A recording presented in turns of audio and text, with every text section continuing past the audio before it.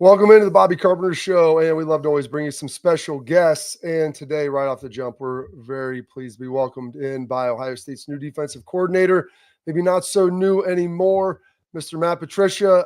Coach, you've been running around all over the place like you were in the NFL for a long time. What has this first recruiting season been like for you? Yeah, no, I appreciate you guys having me on. I'm super excited to be here, and thanks for inviting me. This is awesome. Recruiting has been a whirlwind, man. 3 weeks of the entire country. I think I've been from Seattle to DC to LA to Orlando. It's been really fun, though. I mean, it's great to get out, see the guys. Interesting for me, I haven't been around high school football in a very long time, but to see the different states, what's allowed, practices. We were in Georgia. And man, there was a full-on scrimmage at 6:30 in the morning. We were from 6:30 till 8:30 in the morning. They're tackling, full scrimmage. I was like, this is wild right now. It was unbelievable. So pretty cool. Great just to get out and see the kids and get around the high school coaches and talk with them a little bit too. So it's been a lot of fun. Talking about high schools, I mean, now being back in, and you were in college. It's been a long time. You've been coaching for a long, long time. We talk about this generation and all the different generations of guys that you've coached, like now going back into the schools, what are things that you are noticing from like recruiting now to like recruiting way back when? Yeah, there is a lot of difference. I'll tell you what, I walked into one school and the coach was like, hey, see that kid down there? He's like, he's an 8th grader. And I'm looking, I'm like, Coach, how big is he? He's like, I 6'5", 200. I was 6'5", 200. I was like, I called my son. My son's about to be a freshman. I was like, bro, you're not playing anymore. Like these kids are just bigger. They're fat. I was like, it was unbelievable. I think what's really cool in some of the states, they have like football class, like football periods or gym periods. Like, and now they're, it's part of the normal day. They can go out and do field work or they're lifting. And I think just the intensity of what these kids are doing now is definitely different, and before maybe you'd get on a kid his junior year, sophomore year, but you're looking at kids 9th grade, 10th grade. You're really trying to project these guys as they come out, but it's so much football. It's all the time for these guys. It's regimented. They're disciplined. It's pretty wild. Coach, before we kind of move into some of the actual football stuff, and you're talking about the zero period or football period, and Schleggs used to always tell me about that when he was down in Dallas, and I thought that was so crazy because Texas is one of the states that has that. They've got the spring ball. Ryan has made a big push here in Ohio to kind of expand what you can do in the spring and summer. Do you see a difference when you're watching these kids, and not in athleticism, but just in maybe football acumen, skill development from that extra time? Yeah, you're exactly right. You go to Texas, Georgia, Florida, the schools that we've been to that have just that more on the field football time, the football class work. You can see them just, they're probably just a little bit ahead of everybody else. I mean, just to be honest with you, as far as what they're able to do, whether it's fundamental technique work, sometimes it's even just scheme wise, they have that extra time, and we all know more time on task, the better you get. So I do think it is an advantage for those places, those states that allow that. One of the other crazy thing too, I completely did not know, is that in the springtime for your spring game, you can actually play another team. So there was, guys that we were visiting that were getting ready to play a spring game, last week and this week against another team. And I was like, it blew my mind. And I'm like, is there rules of engagement? Are we not hitting the quarterback? Are we not doing kickoffs? Like, what are we doing? They're like, no, we're just going to go play a game. I was like, this is wild. This is unbelievable. So it's pretty cool, but you can see the advantage. You're right. The teams that are out there practicing, the teams that have a little bit of extra time during the day to focus on football, you can see those kids gaining an advantage. I love that you said that. So Ohio, listen, we should have an athletic period for all sports, not just football, for all sports. Get kids in the weight room. Coach, you're on a podcast. Bobby and I played together. The Buckeye Brotherhood. It's a real thing. I want, you come in, it's a whirlwind. Talk about a couple of things that have stood out to you about just Ohio State football. Yeah. And I think I worked both you guys out actually. I think I think we grinded back in the day. I think it was a good one. It probably had you guys like 3-4 hours. You're like, what is he doing right now? But when you were coming out, I'd say this with Ohio State football and the brotherhood of the Buckeyes, it's something I think being an outsider when I was in the NFL, coming to Ohio State and working kids out at Ohio State and looking at bringing them to the NFL, you knew the culture, you knew the development, and you knew the, the love of football, that the degree of love of football that you were going to get with that player. Being behind the wall and being able to see it firsthand. We have unbelievable kids here. I mean, these guys they're all about football. They care about each other. It's just a really special culture. And I think, it comes from the top down. Coach Day does a great job. And the leaders of the team have really just year after year carried it on. And I think the tradition of Ohio State football, the Buckeyes, that is alive and well in the building. And I think it means a lot to the kids there. So it's so refreshing for me to be able to come in and feel that and feel the energy and the love for the game and the pride for, Ohio State, the pride for the Buckeyes. Like, it was one thing that always amazed me, I would say, with all the guys from Ohio State that I coached, Mike Vrabel to Nate Ebner, in the off season, guys can go wherever they want in the country, right? You got guys that would go to Arizona to train, guys that would go to Florida to train. Guys always came back to Columbus. They always came back, to Ohio State to work out. And I think part of it was great. They knew they were going to get a great workout to get them ready for the NFL season. But I think it's because everyone else came back. That brotherhood was strong. They all, came back and competed and talked probably trash and then hung out and, just had a great time being around each other, which is the beauty of our game. It's what you miss the most, honestly, when you stop playing, whenever that is, whether it's high school or college or after you're done in the NFL. It's why we coach, because you just miss that brotherhood. You miss being in the locker room. You miss being around guys and just being able to cut it loose and compete and work hard. And, I still, Bobby, I still see you and Nate and you guys walking down the hallway being like, hey, did you get your legs in today? So I love it. I love that kind of back and forth all the time. That's what family does, right? And I think that's why it's so, it's so great. I think that's why it's just so great to be there and experience that. Absolutely, and it's something that's very unique. And a lot of the other teams would always joke wherever I was at about you going back to Ohio State to train, you're gonna be there all summer and everything like that. And it is fun and it makes it good and changes things up a little bit. And it's really good, I think, for the current guys because Braves would come back, Galloway, those guys when I was there, and it just you feel better about it, and they give you an insight into the NFL, and you kind of know what you're getting into. I don't know if you knew what you're getting into, this spring, installing a new defense, coming through there after a month, 5 weeks. How did we feel about that at the installation process and everybody picking that up and kind of the goals of what you like to achieve with your scheme? Yeah, I think the guys did a great job. I think everyone really dove into the teaching. A lot of great football, obviously, was played last year at Ohio State defensively, especially. And, I'm not trying to just do away with any of that, or we're not trying to change that. We're just trying to build on the things that were done previous. And I would say the biggest difference is probably just the way it was taught. It's just, I'm much more of like a conceptual type of teacher, conceptual learning, and where you can take bigger picture schemes and boil them down and teach the group that way. And that's what I think brings the multiplicity to the defense when you can do that, and packaging and calling it a little bit different, more, like it would be called in the NFL, like you guys are used to. Maybe that was a little bit different than what was done last year, but the enthusiasm by the players, the coaches, to dive right into it, to teach it. The spring was great. It was fun. Practices are long. I was not used to the length of practice. I think at one point in practice, they're like, hey, we're on period 18. I was like, 18? I'm like, I don't think we ran 18 periods in 6 weeks of the NFL season. Or, I'm scripting. I'm on page 6 of the script. And I was like, this is longer than any training camp in its entirety of plays.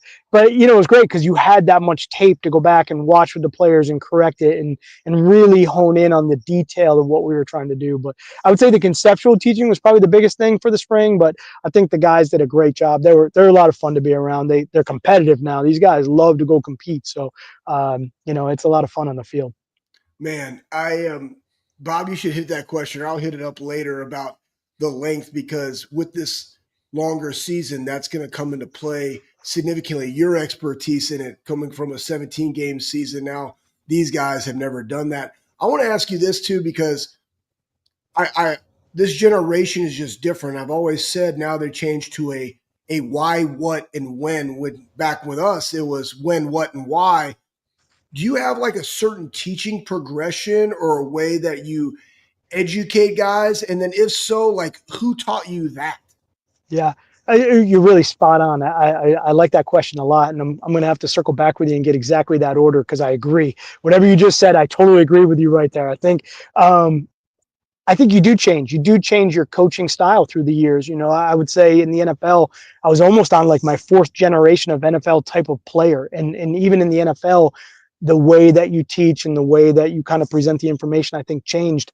Um, I always find it interesting, back in the day, I think you'd come into a game plan meeting on a Wednesday and, you'd watch 100 clips of a cut up and you knew that everyone already watched the 100 clips of a cut up. And, you'd tell everybody this is what we're going to do. And it just kind of like, hey, that's what we're doing. There was no question about it. And everyone kind of saw it the same way. Now, I think with the time, we don't see as much tape together. Everyone watches tape individually. And then when you go in and you're going to install something, the first question is, why are we doing that? So with that in mind, I think it is critically important that everything you teach, you explain, why are we doing it? What is the advantage of us doing it this way? Why is it, structured? Why is the game plan put in this way? What are we attacking? I think you tell them the why right away, let them know. And then, with me, the big thing for me is I kind of love the history of the game. So I always try to tie in a little bit of the history of the game. Hey, this is where this came from. This is why it came about. And the history, I think, maybe ties in the why a little bit to a deeper meaning. And, it's always great when you can attach players' names or people that have done it previously, because it just has a deeper tie. And I think that's the biggest difference. Explain the why, maybe throw a little history in there, tie it into something for them, educate them a little bit on the history of the game, and then and then you go to the detail from there, really understanding that there is try to take us out as much gray area as possible and just try to be as specific as you can. I think that's the way to go. Well, when you've got a lot of history to teach from too, that obviously helps. You have a long history coming from the Belichick tree with Parcells, and I joked we're installing Fox my first year in Dallas, and he's like, we ran this with Lawrence Taylor and Carl Banks. So it's the same. I mean, the terminology is Yes. lasted for 40 years, Yes. modified some, but it's still all the same stuff as you go through. And it's interesting. How do you balance not being aggressive at certain times, when to play off? Is it a team thing with what you have? How do you kind of figure out what type, because your scheme is very malleable, and so trying to understand the players, how do you kind of disseminate what you're going to do? Yeah, I think you hit it right on the head with the word players. I think the most important thing is the players. Scheme, I say this all the time. I'm trying to figure out what does everybody do well. How can I get them to play fast and aggressive? That's the biggest thing for me. If I can figure out what they do well, get them in a position to do that, then they'll play fast and aggressive. They'll be productive, and if they're productive, then we'll be okay. I think if you make it about the scheme, then it's not about the players. Then it becomes about the coaching and the rest of it, and that's just not the way to go. It's just not right. It's got to be about the players. If you have players that can handle more aggressive type of situations, more aggressive type of techniques, you certainly want to do that. If you have guys that play better from an off position, then you want to move them to an off position.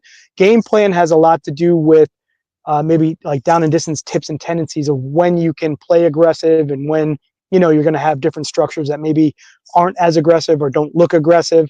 Sometimes you want to look aggressive but not play aggressive. I think that's part of the case too. And then there's that point where sometimes if you're just not as good as the opponent, sometimes you just gotta let it go, man. You just gotta play aggressive, just get after them, and it's gonna happen either way. I mean, my great players, Keep Talib will tell me all the time. He's like, "Don't worry about it, Matty P. It'll be 6 either way." And I was kind of like, well, can we just get it 6 in our way, please? Because 6 the other way is not going to be good for me. So, but he had that swag, he had that ability, and most of the times he was right. So you trusted him to go with it, and I think it's trusting the players on the field. I don't play. You don't want me to play. That would be awful. So trusting the guys on the field to go have fun and to play that style is, that's always the best. Coach, when you were one thing too, like back in the day, I don't know how we did it, but like some people taught us, right? Like how to watch film. And now it's so much on the iPad to come in. And that was, especially at Ohio State, like we'd sit down and you have Braves. And then, in the New England days, they had Brewski, all these guys, veteran guys, knew how to watch film, tips and tendencies, down and distance. And now you're teaching, I call it physical literacy in the weight room. It's football acumen. How do you teach them like what to watch for? Now that you installed and you're communicating the why, It's then here are the things that we need to be able to watch, and here's how you actually watch it, so we're not confusing activity with achievement, quote unquote, Bobby Carpenter. Activity, I love it. Yes. So back in the day, one of my favorite things would be, especially post practice or early in the morning, just the guys grabbing the guys and saying, "Hey, we're going to watch film. Let's get into the film room. Let's talk it through." I thought the communication on the field reflected that at a high level because you were watching the same tape at the same time, basically through the same set of eyes. So everybody learned, you were learning at the same rate, you were seeing things the same, and you discuss and talk, and you'd have great, dialogue going back and forth. And that to me was the best way to do it. I still feel that was the best way to do it. Times have changed, things are different. So how do we cultivate that in different ways? You try to actually coach up watching tape. It sounds crazy, but give them a schedule. Make sure you understand that the day after the game, you got to get in. We're going to watch the previous game. Then that night, you should watch 1 to 2 games on the next opponent. Just watch a game. Then the next day, what does that look like? What am I going to watch specifically? You're going to watch these cut-ups. You're going to make notes on these things. Here's what you're looking at. And then the next day, this is what you're going to watch. And usually it's broken down into like early downs, third downs, red areas, and try to tell them like, hey, this is how much film you should be watching. This is what you should be looking at.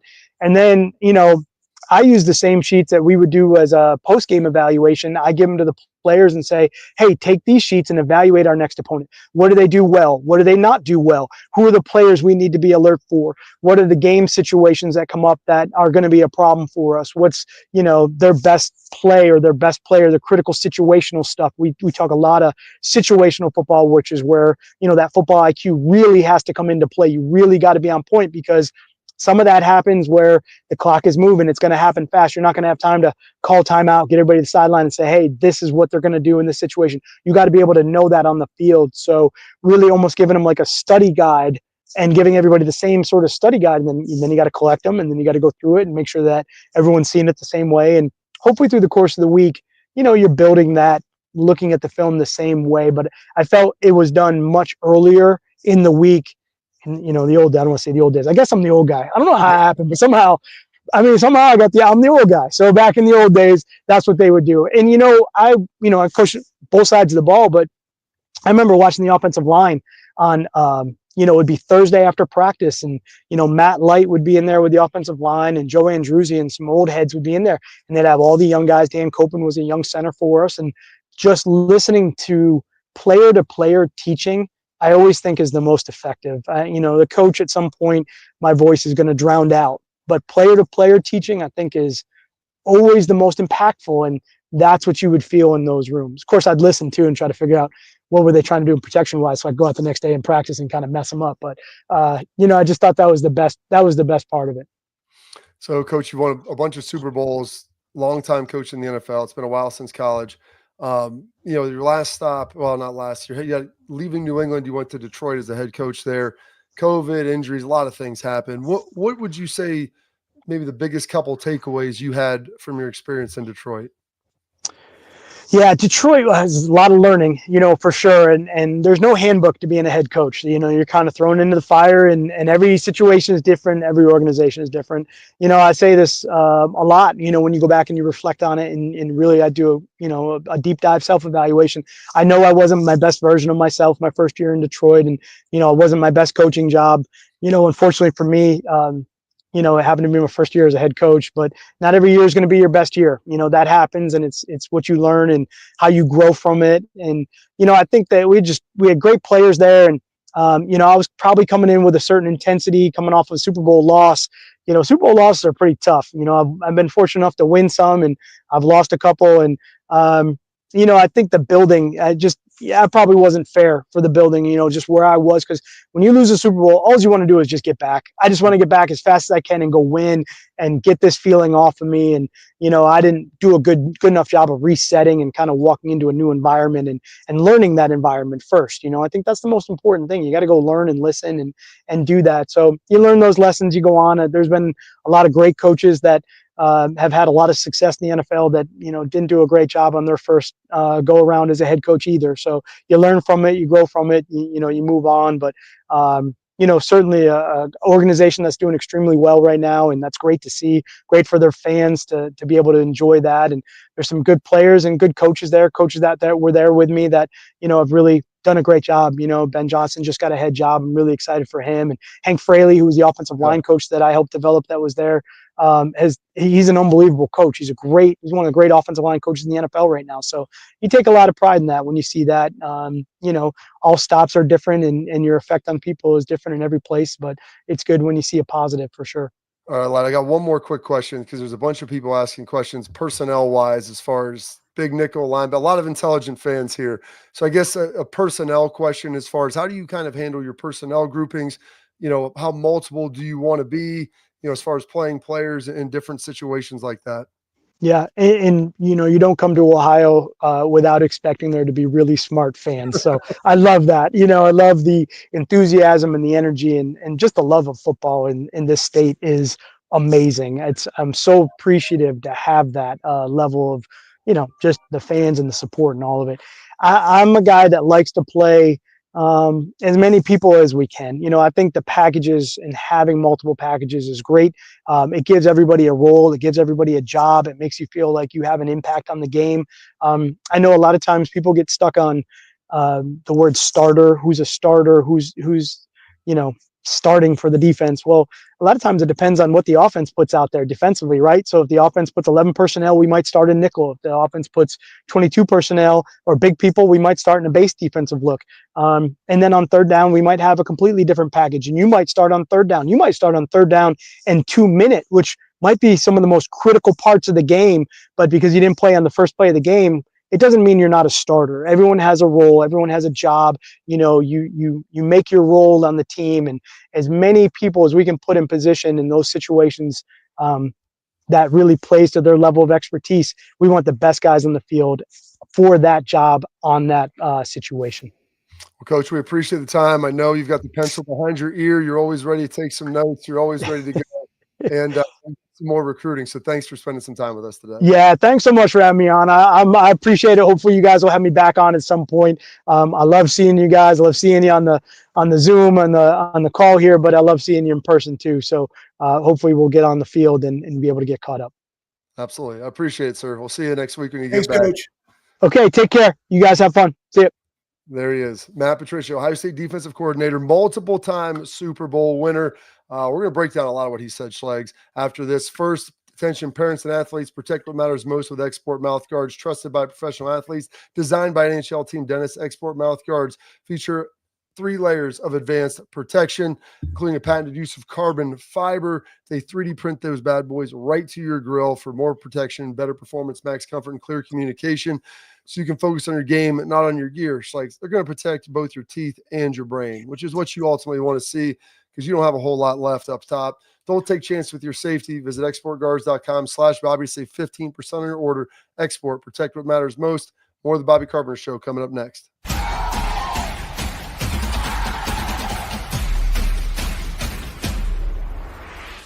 Creative, experience, results. That's what drives growth. That's what builds brands. That's Lakespur Marketing, a full-service agency built on trust, strategy, and performance, not fluff. From bold strategies to flawless execution, every campaign is rooted in smart planning and driven by clear goals. We don't chase clicks. We build partnerships. We show up, dig in, and deliver every single time. Lakespur Marketing. The proof is in our partners.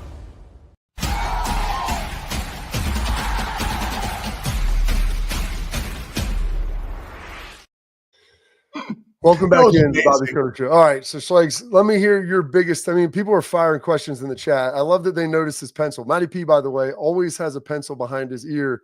Always gas station note taking ready, Schlegs. You have no idea. He might be taking some notes off some of the things that you dropped out there, some of the different nuggets with everything. But some great questions. A lot of them were personnel based. That's why I was like, I'm just going to ask like a broad personnel question because I know he's going to do a lot of different stuff, and that's kind of his calling card with the packages and personnel. What was the one thing or biggest thing that you could say you took away from that? Dude, I don't know. There was a lot. I love the fact that he said eliminate the grade because I remember in the past I'd go listen to their defense and I was like, what the Sam Dick is this? Like what does that color mean? And then why are we memorizing all this stuff when I could just call it, field 8? You know what I mean? Like, where are they coming? Like, how do you know what to communicate? I love what, probably because you and I are so familiar with their teaching progression. So I really love that, because when you eliminate the gray, you allow guys to get a lot of reps. They can play really fast. His teaching progression of the why, and talking about it, it's on his 4th iteration of like teaching. And so we can always grow him educating them in that football, acumen. I love that, right? I agree with that totally. The player-to-player teaching. And I think even in the building and in each position group, even though we lost a lot of guys, you still have a lot of guys that have played a lot of ball in there to be able to facilitate that player-to-player teaching, which is really important. And he also said, I think there's two things. I think he's going to add a lot of value about how to practice intentionally, because they're so long. Like, the NFL is really, really good about getting what you need to get and get out. But a lot of that comes from the preparation before you even hit the field. Yeah. So I think probably some of those small nuances will begin to carry over, and why back in the day, Bob, you and I were talking about it. I love the hire because it's also sharpening Ryan. Guy had NFL head football coach experience, has won multiple Super Bowls, has done this for a long time. He's going to bring insight that he doesn't have. And also the last thing, situational football, and I don't think a lot of people understand this. That is a very heavy, we did it at Ohio State, but it is a very heavy, heavy NFL thing to go literally and just, Belichick did it all the time. Mangini did it, right? They would just throw up situations, and a lot of those were 2-minute. And why are they doing this? And guys, us watching other games, like, they would be clips of situational football, not of your own games, of just everybody else that's in the NFL and how they handle 2-minute, and knowing, like, all right, if the clock has 14 seconds, they can't do something over the middle of the field because they can't spike the ball. That takes 16 seconds. Just knowing all these different things and why a coach calls a defense and what he does. I love that element. So, Bob, what I gave you like 30. So yeah, please articulate. I think that's the why. And that's what you asked that. And he's like, the why. And what I love there, like you said, the teaching progression. One of the things with his defense is, like you said, it allows you to build on things, and it allows you to tweak certain elements of it to solve problems. And, having played in it, like, we grew up in this. And so that's why I tell the guys, like, how do you know? I'm like, well, this is what I learned at Ohio State. I played in it in Dallas to start, and then end of my career was back in it again with Matty P at New England. And so, like, learning and understanding what the answers are. You do this, they do that, then you get to go to the step B and solve it. And let's see if they can get to their step B. And if they do, then okay, well, then you go to step C and you can work through that. And the guys really embraced that this spring. But I think the biggest thing and about Matt Patricia, I know people got to kind of experience him a little bit, and he was very open during spring ball as well. Number one, I think people probably saw his charisma a little bit. Like, I told you, he's a really likable guy. And, and that's why I asked the Detroit question. He's like, I wasn't the best version of myself. You're coming off a Super Bowl loss, which is really hard. And I think what's even more difficult, Schlegs, is that loss wasn't with that group of guys. Yeah. And so you're not in the same position as they are. Like, they're trying to get to know you, and you're probably a little more surly because you just want to get out there and get some wins. And those guys don't have that same emotion, that same feeling as you do. And so I think that was a good explanation for kind of maybe what went on a little bit there, but just how much, like, how great of a guy he is and how collaborative he is. We didn't get a chance to talk to him about some of his relationship with the other coaches that he has on the defensive staff and what that kind of looks like. But, like you said, he's a conceptual guy. He's a collaborative guy. And what are the ideas? Let's talk about, let's watch film together so that you're seeing what I'm seeing. And so we can talk about that. And part of that, what that is it's all conversation based, where we can put something in that it doesn't have to be my idea. Like, we're watching this and, hey, what are they doing here? Hey, coach, what if we try this and this defense or this coverage, or we play it like that?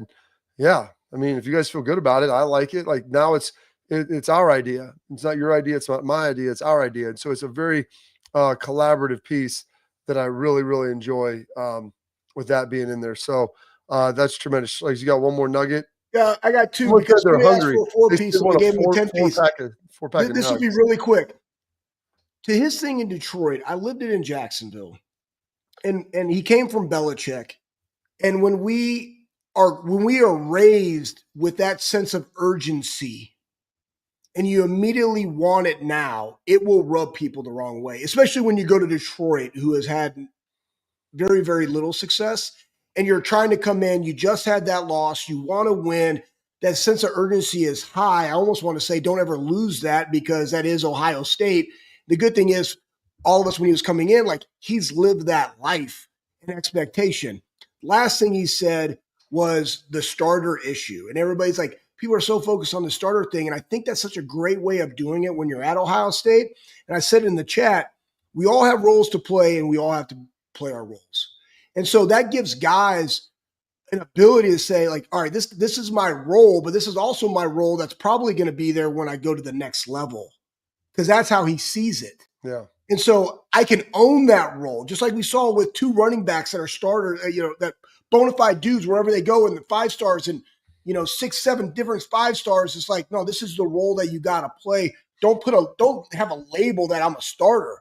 It's your role, and your role matters here at Ohio State. So go own it and do it the very best you can. All the world's a stage, and all the men and women, well, they're merely players. Bill Shakespeare. More of the Bobby Carpenter Show coming up next.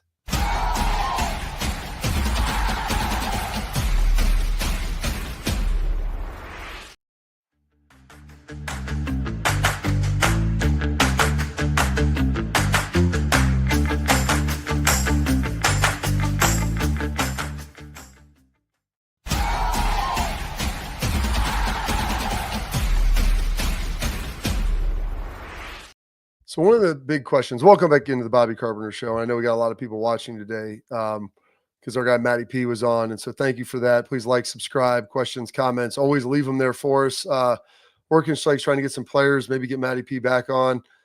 Someone said, can you get Heartline on? I was like, we've had Heartline on. I can get Heartline on again. Maybe he was looking really swole and jacked. Dude, yeah, you guys been working out. Yeah, walking down today. Maybe James. We had Wald on. We would be good. Maybe Coach Lachlan. That'd be amazing. Yeah, he's good. What's amazing is I was talking to, oh goodness, I don't know. It was I'm trying to think of which running back it was. I can't remember during discretionary time. And I told him, I was like, you better watch Coach Locke, dude. Like, he loves this. He loves ball, because it's like, dude, I joked with him. I go, listen, he can handle it. Like, the guy used to did DEA or like drug enforcement, like SWAT team in Memphis. And they're like, what? I'm like, yeah. He used to volunteer for this stuff, come in like full flak jacket, like hang that up after working all night and like just dive right in to working. So maybe we'll try to get Coach Locke on to talk a little bit about that and some of his experiences as well moving forward. A couple other things. Like I want to get to some stuff and some headlines, but just staying with our guy, Matt Patricia here. One of the things, because people have asked, is it a 2 linebacker team, 3 linebacker team? I think in a lot of places, Ohio State, like everybody wants like more linebackers on the field. Like we need more backers. I love that. You and me both like appreciate it, playing with age. And I think one of the things you'll see as he talked about those packages is where you may have some 3 linebacker packages.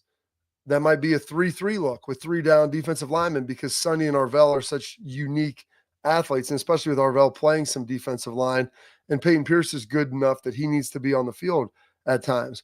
There might be some packages where, you have, 4-2, maybe there's 3 corners and 2 safeties. Maybe there's some packages where there's, big nickel, what they're talking, 3 safeties, because you have 3 really good safeties, 2 corners. And so when you have guys that are versatile, that can do a lot of things, it frees you up to be able to have a lot of looks, and it's harder for the offenses to get beads on you. And that's one of the things I think Matt does so well. And here's the great thing. He can call a coverage, and you can call the same coverage for maybe all 3 or 4 of those packages, and it only impacts like 1 or 2 guys who are the new guys in there. And so that's what's really great, is how transferable it is, but it gives the offense a lot of different looks. And so without getting into like, hey, coach, what do you call this? What do you call that? Scheme, because they do have to hold something back. Matt will talk a lot, but You're not giving away all the secrets. Like, you can't just lift up your dress on the first date. And so, yeah, but I thought he did a really good job kind of getting in and articulating some of that. I love the fact that he just said it's always about the players. I think Ryan has done a phenomenal job of making it always about the players and not about the scheme. And your job as a coach is to go under the radar and put your guys up for, allow your guys to have success. And that's putting them in the best position to make plays. To your point about the linebacker play and what people are saying, always like, it doesn't matter who's a linebacker. We've seen Arvell Reese go play outside. Yeah, he quote unquote is technically a linebacker, but then CJ Hicks is now a defensive end. He could be a stand up into the boundary outside backer in that package, or he could put his hand down. Like, you did the exact same thing when we went to nickel. So again, it's not about a label. It's just about what are we able to do. And to your point, Bob, we can go from a 4-3, a 4-2, a 3-4, and still have the exact same coverages. We're just giving a different look. And honestly, you can run – the cool thing, people don't understand this, you can run the same fire zone pressures that you want out of any of those. You're just doing it with different personnel, with different names, but it's the same thing. That's what's so great about this scheme that people just don't understand, or this philosophy of coaching. So that's why I'm excited about it. Yeah, I am too. And everybody got a chance to see him. You got a chance to hear him talk. And like, it's no surprise, like, the players really enjoy him because of how he kind of comes across and his accessibility, wanting to watch film together, wanting to have guys around, wanting to hear their ideas. And that was the one thing when you have a really successful team, and especially a really successful side of the football, and everybody else stays, and then you bring in a new leader for that. Like, how are those coaches going to respond? And I think Matt having a prior relationship with Tim Walton was good. James, knowing Walton, and knowing a little bit of Patricia, being in the NFL, being familiar with him through us, like, he's on board. And so all those guys, I kind of all saw what they were ultimately doing, and he was trying to bring them in and get the best ideas. He's got his scheme, but he's like, my scheme isn't perfect. There's always room for more ideas to be able to dive in there. So super pumped that he was on. And I'm sure it'll be picked up and probably be hearing that a lot of places because he did a lot of stuff. So before we get to our headlines, I want to tell you about our friends at Backer. That's bckr.com. Premium Buckeye jackets and hats founded by fans to make premium fan gear. Their products, they're going to be better than anything else you got out there. I've got the windbreaker, raincoat, got a hat. It's all tremendous. A little bit more in the price, but a lot more in the quality. And if you go to bckr.com, that's backer.com, and you buy from there, a portion that goes back to the student athletes at Ohio State, which is absolutely tremendous. And if you use all caps Bobby, BOBBY, when you check out, get free expedited shipping. Again, go to backer, bckr.com to get some of your great Backer products, Ohio State gear, that is. All right, coming up next, we've got our headlines. Some big news in the football world. We'll get to that here coming up next.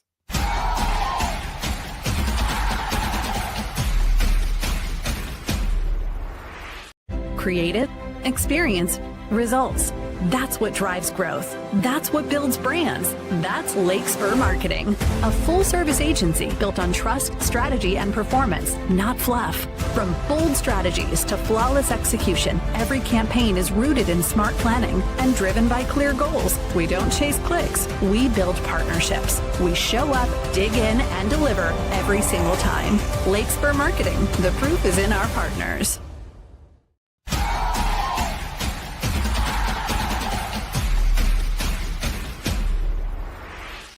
All right, so you just heard right there, our guys, Lakespur Marketing. They feature our headlines. Lakespur Marketing, full-service ad agency built on trust, strategy, performance, the things you love. No fluff, Schlegs. They don't need any fluffers out there. No. Lakespur team shields you and your team from the outside noise, the cold callers, and lets you do what you do best, work on your business. They've got over 100 years of marketing experience, so they can handle it. They eliminate the waste. They deliver on budget. They don't chase the clicks. They're going to build those partnerships. Lakespur Marketing, the proof is in the partners.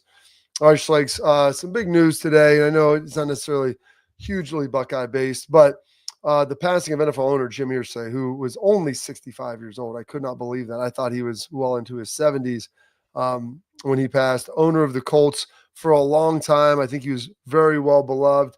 You know, he had some of his own personal demons, and I think that's why he was so philanthropic. Talking to Albert Breer earlier today on my morning show about it, with everything that he was doing, he was very philanthropic. He had substance abuse issues, and he was very, very leaned into the mental health and everything that came with that. A lot of his, and I always tell people this, and this is the same thing with Matt Patricia. It's the same thing with anybody that you want to know about them. Ask the people closest to them who spent the most time with them what they were about and what they were like, and then you'll get a good answer. And Pat McAfee, it was very deferential to him of just what he meant to him and their relationship. And I know he's going to probably do a lot on the show today about it. Just losing someone at that young of an age is pretty wild to see, Schlegs, and apparently he passed overnight in his sleep. When the Lord wants you, he wants you. And I thought Pat did a really nice job on the old X Machine about just articulating that in the conversation. And when, we just heard from Lake Spur, it's about the partnerships, it's the relationship game. And, just him telling Pat, like, hey, you always have a job here, but here's nuggets, here's wisdom that I've learned throughout my business career that can help you in this. And I'll always be there to support you. And to have that from an owner, right, where a lot of them want to be, they want to work in the business, which can get dicey at times. We've seen that in the NFL when it becomes about the owner, but somebody that, obviously is a big personality, but honestly has the best interest of those within the building at heart all the time is a big deal. And anytime you have an NFL owner that passes away like this, there is uncertainty. Where do you go? But I'm interested to see how he laid that framework of being able to execute. Because I've always said this in all the businesses I've done. Same with you, Bob. It's one thing that you and I can work in and on them, but it's about the next people that have to step up and how seamless it is for them to continue what we are about and what the culture are about. So, yeah, it was ultimately sad, very, very sad to see, but it's been a very emotional and a heartfelt response. Because like I said, he had his own personal demons that he was dealing with, but he was really beloved by a lot of guys and a lot of people around him. And honestly, like, he never really meddled too much with his team, which a lot of guys like he hired good people, he let them do their job. And, you get a little lucky in the draft sometimes, and you've got to you hit on some high picks and drafting Peyton Manning and then Andrew Luck after that. And that worked out pretty darn well for him. That's the end of our headlines that are brought to you by our friends over at Lake Spur Marketing. We've got our Tailgate Talk up next, where we answer some of your questions. We've got some great comments in the chat that I'll get to as well. Here coming up next on the Bobby Carpenter Show.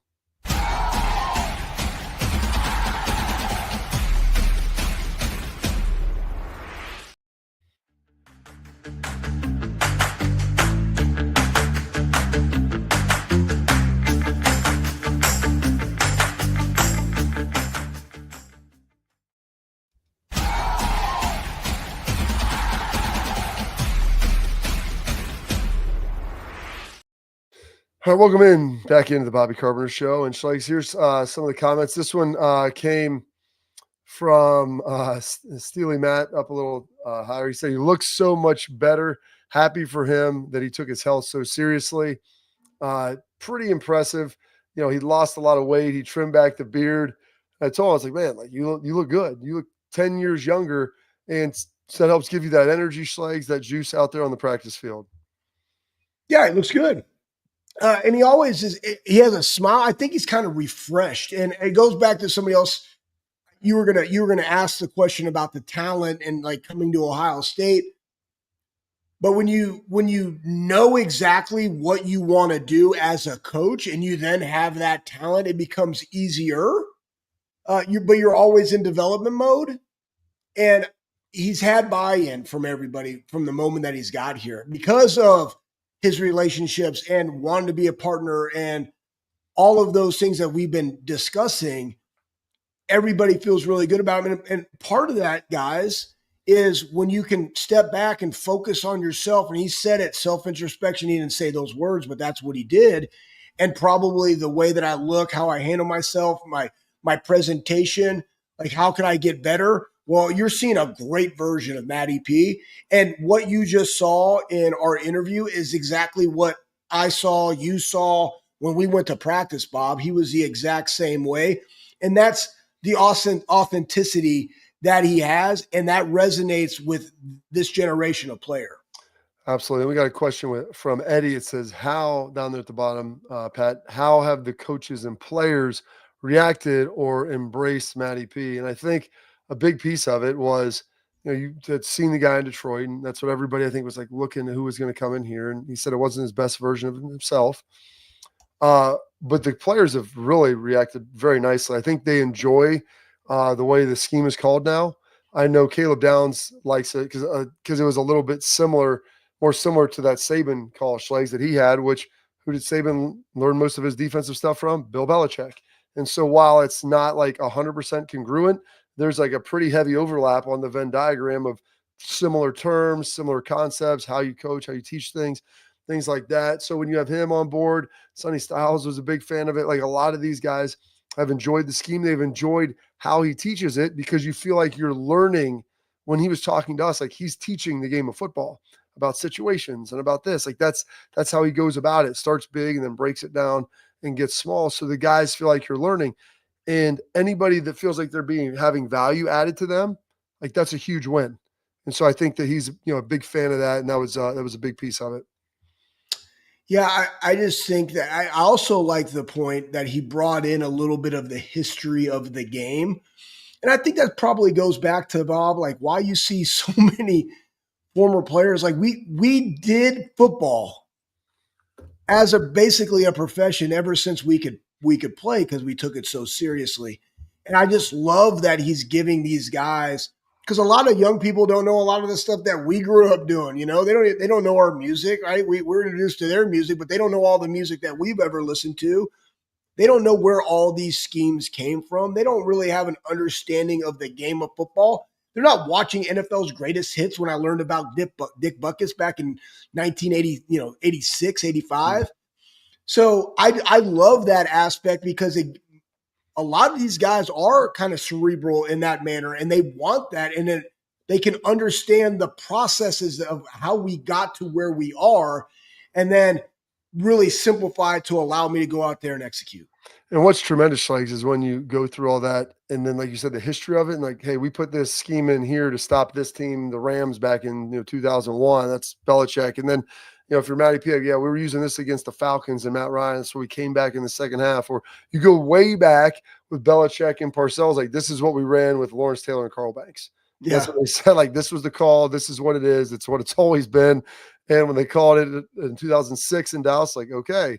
And then when they call the same thing here, and the guys like look over at me, I'm like, dude, they've been running this since 56 and 58 were on the edge for the New York Football Giants. It's all the same. You just tinker kind of how you do it and some other things around it to modernize it, but that's ultimately what it is. And so that's the end of our tailgate talk, brought to you by our friends at Real Truck. Schlegs, we've got one nice little parting nugget that everyone's going to want to stick around for when you get to see a little bodybuilding or some powerlifting going on and an unexpected dude. Find out who that is next.